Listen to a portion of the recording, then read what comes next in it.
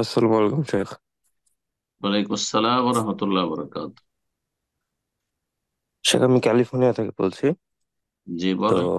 আমার প্রশ্ন হচ্ছে যে আম, আমরা শেখ হাদিস থেকে জানতে পারি যে সালাতে ভুল হলে আমরা যে সাহু সিজদা দিই, সেটার দুইটা পদ্ধতি আছে। একটা হচ্ছে সালামের আগে, একটা হচ্ছে দুই সালামের পরে। হুম তো হুম। এখন কিছু কিছু ভুলের জন্য আমরা সালামের আগে সাহু সিজদা দিই, এবং কিছু কিছু ভুলের জন্য আমরা সালামের পরে সাহু সিজদা দিই। তো এখন এইটা কি ওয়াজিব কিনা, অর্থাৎ আমার যদি সালাতে কিছু কমতি হয়, আমার উপরে ওয়াজিব কিনা যে আমাকে সালামের আগেই সালাত সিজদা দিতে হবে। আর হুম, কিছু যদি আমি সালাতে বাড়তি করি, আমার জন্য ওয়াজিব কিনা যে দুই বাইরে সালামের আসলাম। পরে আমাকে সালাত সিজদা দিতে হবে, নাকি আমি যে কোনো ভুলের জন্য যে কোনো ভাবে সালাত সিজদা জি দিতে জি, পারবো আমি।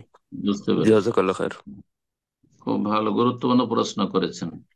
সালামের আগে আর পরে যদি ঘাটতি হয় তাহলে সালামের আগে দিতে হবে, এটি শুধু মুস্তাহাব, ভালো, ওয়াজিব নয়, সুন্নাতে মুআক্কাদাও নয়। জি।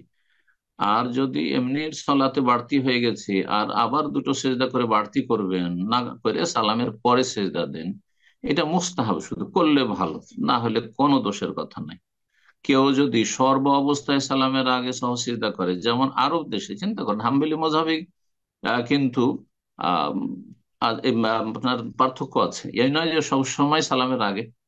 যদি ঘাটতি হয় তাহলে সালামের আগে, আর বাড়তি হলে সালামের পরে। কিন্তু আরব দেশে একেবারে একই রকম আমল, যে সালামের আগেই সহসিজদা হয়, ভুল যে এরকমই হোক না কেন। আর আপনার সালামের পরের ওপর আমলই নেই। জি। সুতরাং যে কোনো একটা জায়েজ, আপনার জন্য যেটা সুবিধা হয়। বিশেষ করে আপনি যখন একা পড়বেন তখন তো কারো ডিস্টার্ব হচ্ছে না। যখন জামাতে ইমামতি করবেন তখন সেখানকার অবস্থা একটু লক্ষ্য রাখবেন। কারণ জামাতের নামাজ পড়েছেন বাংলাদেশে, আর ধরেন ওখানে অভ্যাস আছে সালামের পরে সহসেজদা করা, আর আপনি সালামের আগে করে দিলেন, তাহলে হইচই হবে। তাহলে ওগুলোর বিষয় খেয়াল রাখতে হবে। আর না হলে মানুষকে বলে দিতে হবে, মাসলাগুলি শিখিয়ে দিতে হবে।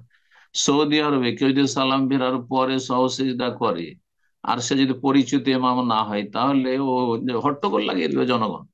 কারণ জনগণ মাসলা বুঝে না, যে ওই যেটা পেয়েছে সেটাই বুঝে, আমল যেটা পেয়েছে। বুঝতে পারছেন?